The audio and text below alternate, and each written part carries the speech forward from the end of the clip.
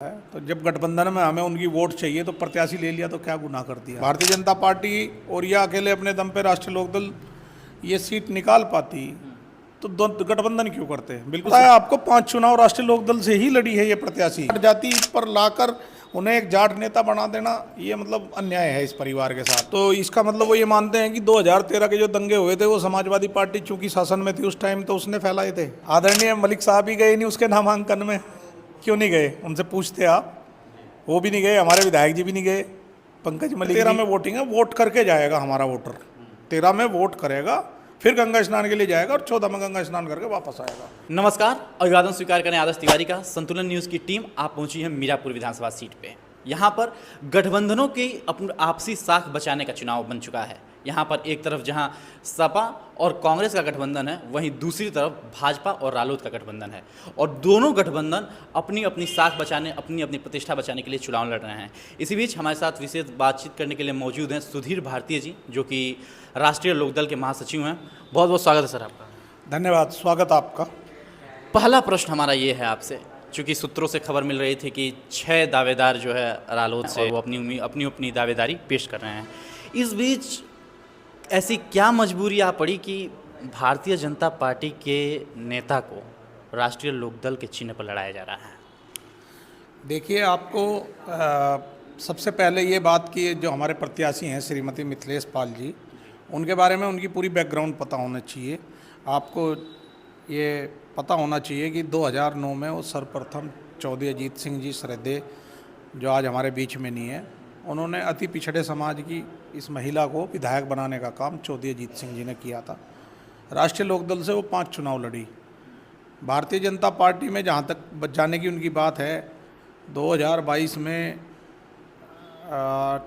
कुछ कारणों से टिकट उनका हो नहीं पाया तो वो भारतीय जनता पार्टी में चली गई। जहाँ तक बात यह है कि प्रत्याशी भारतीय जनता पार्टी का लेने की बात है, जब गठबंधन होता है, जब एनडीए होता है, तो जब गठबंधन में हमें उनकी वोट चाहिए तो प्रत्याशी ले लिया तो क्या गुनाह कर दिया।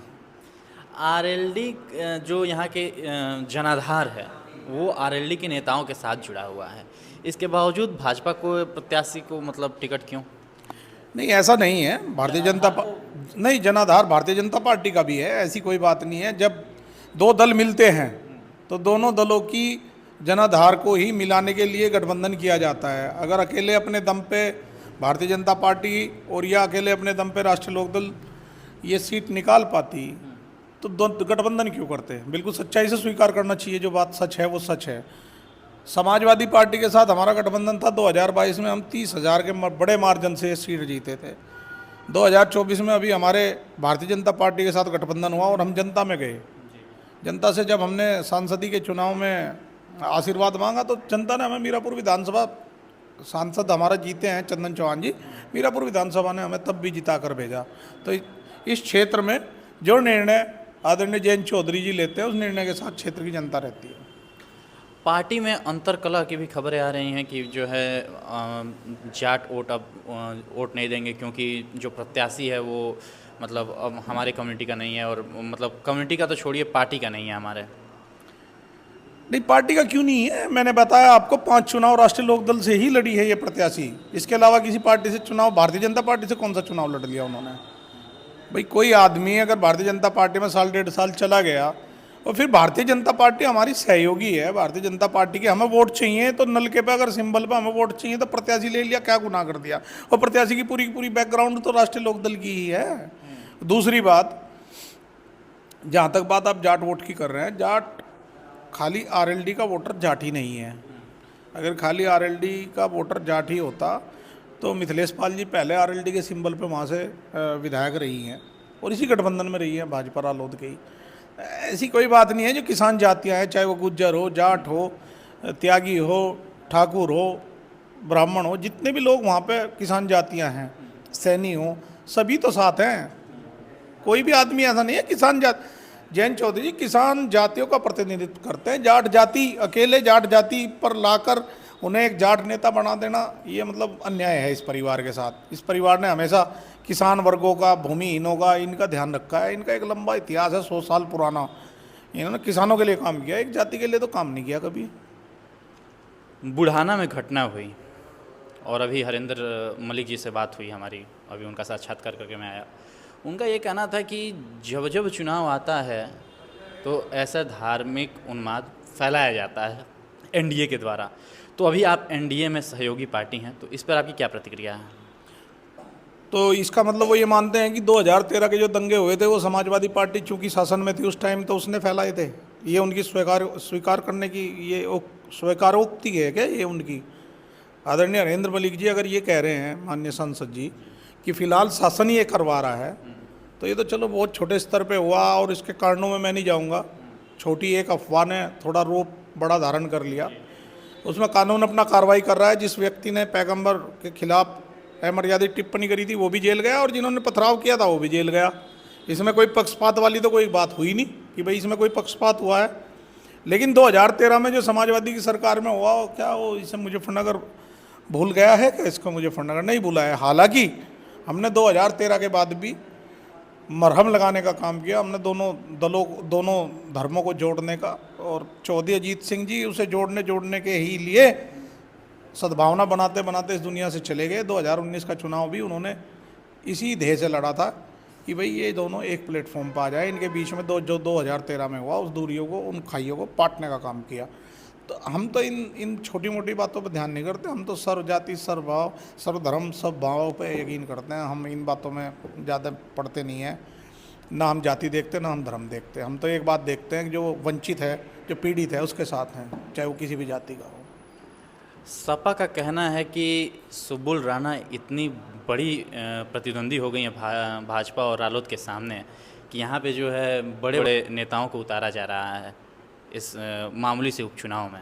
आदरणीय मलिक साहब ही गए नहीं उसके नामांकन में, क्यों नहीं गए? उनसे पूछते आप।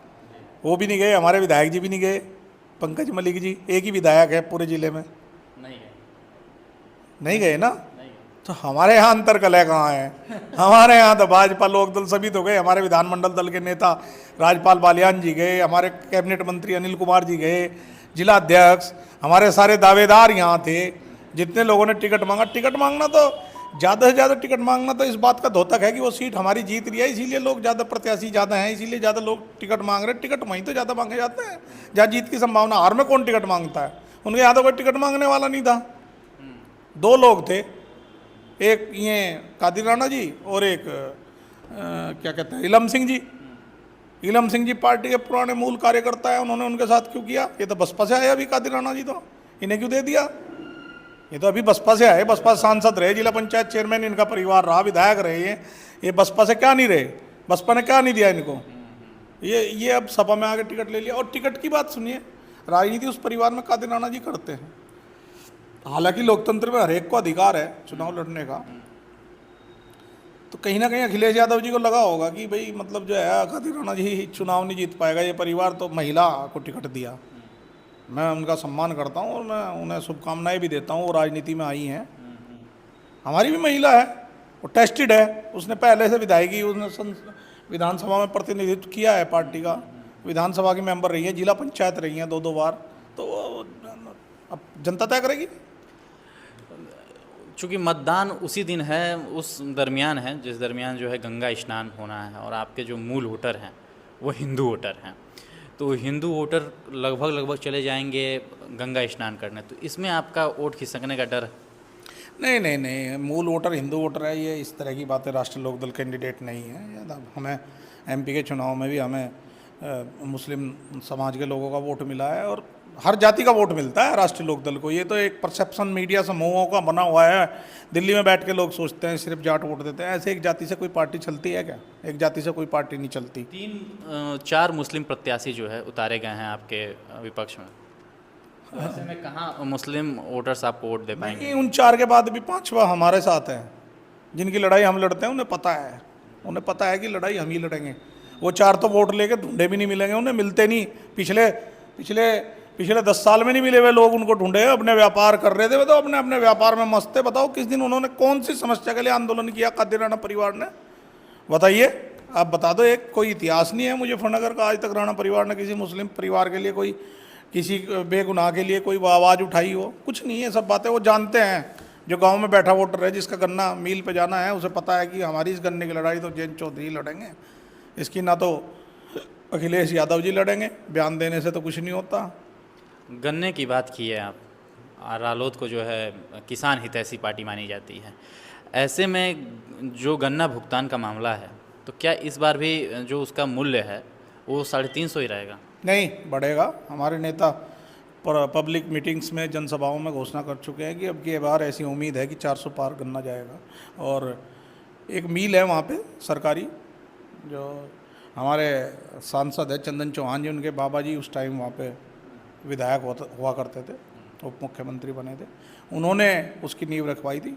चौधरी चरण सिंह जी, श्रद्धेय चौधरी चरण सिंह जी के जब केंद्र में सरकार थी उस दौरान उसके पेपर पास हुए थे। आज उसका विस्तारीकरण भी जयंत चौधरी जी के और बाबा मुख्यमंत्री माननीय श्री योगी आदित्यनाथ जी के आशीर्वाद से ये फिर विस्तारीकरण भी होगा, गन्ने का भाव भी बढ़ेगा और गन्ना किसानों के लिए और भी खुशखबरियाँ आने वाले टाइम में इंतजार करेंगी। क्योंकि ये जो पार्टी है, ये गठबंधन जब किया, जब इसने किसानों के लिए कुछ ना कुछ किया है, ये इतिहास में दर्ज है ये बातें। बिना किसानों के हमने कभी कोई गठबंधन किया ही नहीं, किसानों के हितों के लिए किया जब भी किया। बता देता हूँ, ये जो भ्रम फैलाया जा रहा है कि गंगा स्नान में लोग चले जाएंगे, 14 और 15 का गंगा स्नान है और गंगा स्नान में जो लोग दूर के हैं वो तो जाते हैं 2 दिन 3 दिन पहले, ठीक है, वो अपना वहाँ पे तंबू वम्बू गाड़ के अपना सिस्टम बना लेते हैं। लेकिन जो लोकल का आदमी है मीरापुर विधानसभा का, वो एक दिन पहले ही जाता है। तो एक दिन पहले 13 में वोटिंग है, वोट करके जाएगा हमारा वोटर, 13 में वोट करेगा, फिर गंगा स्नान के लिए जाएगा और 14 में गंगा स्नान करके वापस आएगा। हमारी सब अपने कैडर में सब जगह ये बात तय हो चुकी है कि हाँ तय। 1 हफ्ते पहले लोग जाते हैं ऐसा बताया जा वो रहा है। दूर के जाते हैं, जो बहुत दूर के रहने वाले होते हैं वो जाते हैं, पहले अपना इंतजाम करते हैं रुकने का वहाँ, क्योंकि उन्हें रुकना होता है 4-4 दिन, 5-5 दिन। लेकिन जो लोकल मीरापुर विधानसभा के, क्योंकि ये शुभ करताल जहाँ गंगा स्नान है ये मीरापुर विधानसभा में ही पड़ता है, तो वो लोकल गंगा स्नान वाले दिन के दिन भी जाते हैं, एक दिन पहले भी जाते हैं, वो कोई दिक्कत नहीं है, कोई इशू नहीं है वो। बहुत बहुत धन्यवाद आपका। तो ये थे हमारे साथ रालोद के पार्टी महासचिव सुधीर भारतीय जी। आपने बहुमूल्य समय दिया, इसके लिए बहुत बहुत धन्यवाद। इसके साथ हमें और हमारे सहयोगी अक्षय जाला को दीजिए इजाज़त। यदि आप इस वीडियो को यूट्यूब पे देख रहे हैं तो चैनल को भी सब्सक्राइब करें और फेसबुक पे देख रहे हैं तो पेज को तुरंत फॉलो करें। धन्यवाद।